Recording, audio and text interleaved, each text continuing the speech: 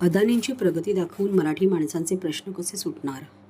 मुंबई महापालिका निवडणूक आणि मराठी माणसांच्या प्रश्नांवर कोणतीही योजना सादर न करता गौतम अदानींची प्रगती पुस्तके मनसे प्रमुख राज ठाकरेंनी मराठी माणसाला भ्रमित केलं, अशी खरमरीत टीका शिवसेना प्रवक्ते प्रकाश महाजन यांनी केली. ठाणे येथे आयोजित पत्रकार परिषदेत ते बोलत होते.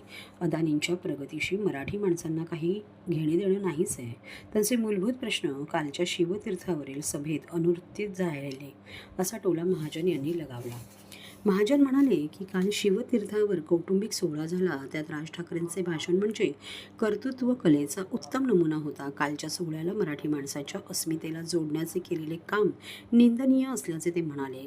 घसरत चाललेली राजकीय पत वाचवण्यासाठी केलेला हा खटाटोप होता, असा घणाघात महाजन यांनी ठाकरेंवर केला. राज ठाकरे भाषणात अदानींवर घसरले, अशी टीका महाजन यांनी केली. जे अदानी शरद पवारांना मार्गदर्शक मानतात, अदानी सहकुटुंब राज ठाकरेंच्या घरी भोजनासाठी जातात, मग राज ठाकरेंनी अदानींवर केलेली टीका शरद पवार आणि उद्धव ठाकरेंना मान्य आहे का, असा सवाल महाजन यांनी यावेळी केला. अदानींनी मागील 10-12 वर्षात प्रगती केली, या राज ठाकरेंच्या दाव्यावर महाजन म्हणाले की राज यांच्या मातोश्री बिल्डरची प्रगती केव्हा झाली, तो त्यांनी आठवायला हवा. युतीची सत्ता असताना मातोश्री बिल्डरची प्रगती झाली. त्यावेळेस राज यांनी मायकल जॅक्सनला मुंबईत आणले होते. 25 वर्षात तुमची किती प्रगती झाली, याचं राज ठाकरेंनी स्मरण करायला हवं, असे महाजन म्हणाले.